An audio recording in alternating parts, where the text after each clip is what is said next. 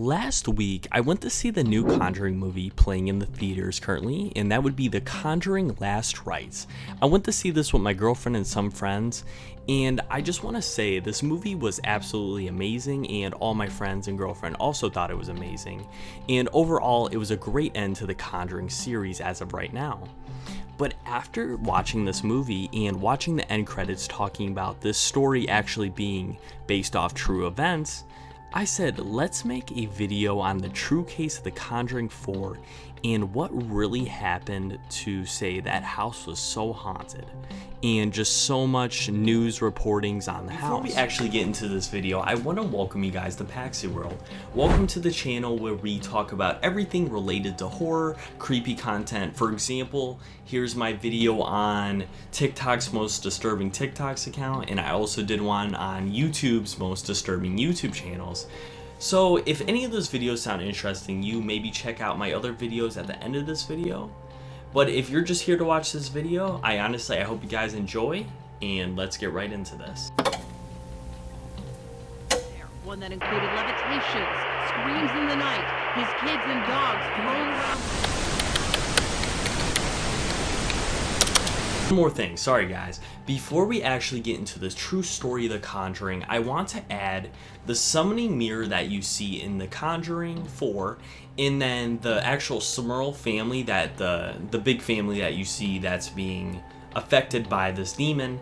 They are totally two different things in the true story. The summoning mirror and then the Smurl family are completely different. And I'm going to be focusing this video on the Smurl family, just not to get anyone confused thinking where's the mirror come in. I'm talking about the claimed demon that was in the Smurl's family home and the popularity that this case has gotten, and just overall what they claim the haunting.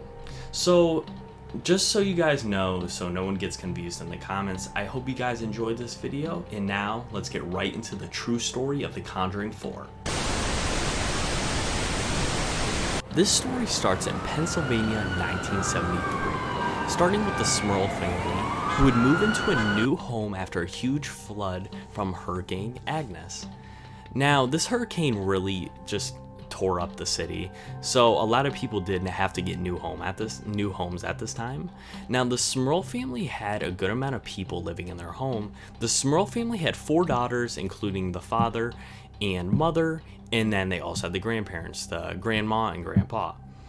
And as a lot of claims of hauntings start, the family claims the activity started very small.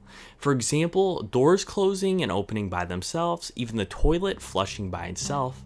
But with all these weird occurrences, the family still decided to stay. Honestly, this is not the first time we really hear this thing starting off very small and then starting to increase over time. For example, their toilet flushing or the door closing by itself. Me personally, if I saw toilets flushing by themselves and doors opening and closing by themselves, I would already sold the home. But of course, that's not everybody's circumstance. They just moved into this home after having their old home destroyed. So that's kind of what they had to deal with. While we were standing there, it did it right in front of our faces. So what I did was You're actually seeing this happen? Yes, In front of yes, you. right. So what After a few years, everything in the Smurl's house was pretty normal. I mean, there's still that little bit of activity, but around 1986, stuff started really getting serious. The haunting would get 10 times worse, and this is when the Smurl family would start to think an evil spirit or something was stuck in the house. So the daughters started saying they felt like something was pushing them down the stairs and they were being pushed down the stairs. On one occurrence, which was pretty serious, and we could even see it in the Conjuring movie, it's one fact the Conjuring movie actually got correct about the Smurl family, the family dog, their German Shepherd, would be picked up and slammed against the wall.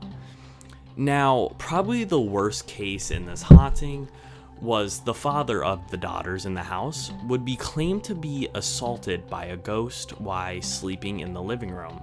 And dogs thrown around by ghouls and a violent ghost that raped him. Now, he would basically say this was a type of demon, and I don't know how he knew exactly what demon it was. It does make it a little fishy thinking if this story was made up, but you never know really in these cases. Now, after these events, they would go to the news and priests all over town trying to get exorcisms, and with the news starting to rise and people starting to hear about it more, and then priests coming in the house doing exorcisms on the home trying to calm down the spirits, honestly, things were getting a lot worse. Now, during the time in 1986, very controversial ghost hunters would show up, and if you don't know them, based on the title, we all know Ed and Elaine Warren, who were actively pretty big, I would say, at the time, just with their cases and them being very controversial figures, just with people not believing the paranormal or spirits and ghosts. And they were kind of the head of that at this point. Warren, on his first night in the house, would say the temperature would drop to 30 degrees, and he would also witness objects flying off of tables and shelves. Very strange activity at first. Now, why this was very controversial, with not just Ed and Elaine Warren being there, a lot of people did come forward saying that this house was not haunted, and they 100% believe this was a call for attention. Some people being in the house, like a priest, being there overnight and not witnessing anything. So, and then also some people saying in the name of science, which they never were in. Some of these guys were never in the house. So I guess in my opinion, their opinion really doesn't matter because they weren't there. So it doesn't really add up. With Ed and Elaine Warren staying in the house for a few days, Lorraine would say that her being an actual medium would say the home is being haunted by 4 spirits. 3 normal spirits of people who used to live in the home, and the 4th spirit being a demon that is taking control of the other spirits and making them go against the family, basically using them as a vessel to show itself and doing these harmful things. Now, after the Warrens being in the home, the fame of this case started getting pretty serious. News programs from all over the world were coming in. Even the Smurl family basically saying that one news program was all the way from Germany just to see what was going on in this house. They had so many people outside their house, and I want you guys to really imagine how crazy that is. They had so many people outside their house. They said it was just a struggle to get out of the driveway to go to work in the morning. It was that bad. I actually thought this was a really interesting fact. So we all seen the movie The Exorcist, one of the most scariest movies ever made. Even if you don't like old movies, this movie is pretty old, but this movie still really scares a lot of people. The actor who played Father Damien in The Exorcist would actually show up to the Smurl's home, seeing what is going on. And what he said, I don't know how you guys want to take this. He said he doesn't know if he believes there's an actual demon in this home, but he said he does believe something is clearly upsetting this family and something is clearly going on in this home. I don't know if this says he believes ghosts are in this home or something's going on with the family, but he said he clearly sees something there also. I just thought that was an interesting fact I would have. But after Ed and Elaine Warren keep on doing exorcisms in the home and just trying to get rid of whatever is in this house, a ton of more creepy experiences happening, the Smurl family would get pretty upset with the amount of paparazzi that was staying outside of their house, which I feel like anyone would. If your house was haunted and a ton of people were just crowded outside, like it's just a joy to watch, like it's a TV show, I feel like any of us would be pretty upset. By 1986, the Smurl family's haunting wouldn't get any better. They claimed that there was still some haunting in the house and nothing was really getting any better. So Ed and Elaine Warren ended up leaving this house, and that's why they say the Smurl haunting was the one of the hauntings that the Warrens were never able to solve.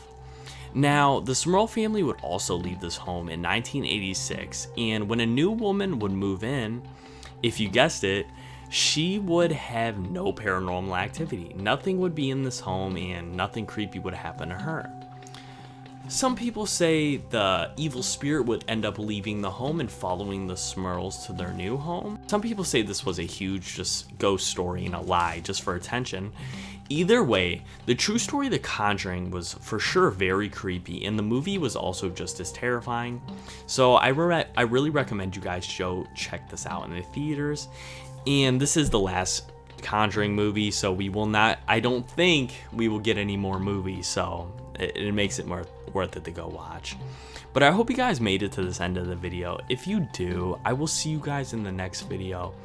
And I hope you guys enjoyed these videos on my channel. I try my best with my YouTube channel. I'm really hoping we make it to 1 million subscribers one day. Even we're trying by the end of the month to get to 2,000 subs. So if you guys want to help me reach that goal, I hope you guys can help me with that. So I hope you guys have a good rest of your night. Stay positive and see ya.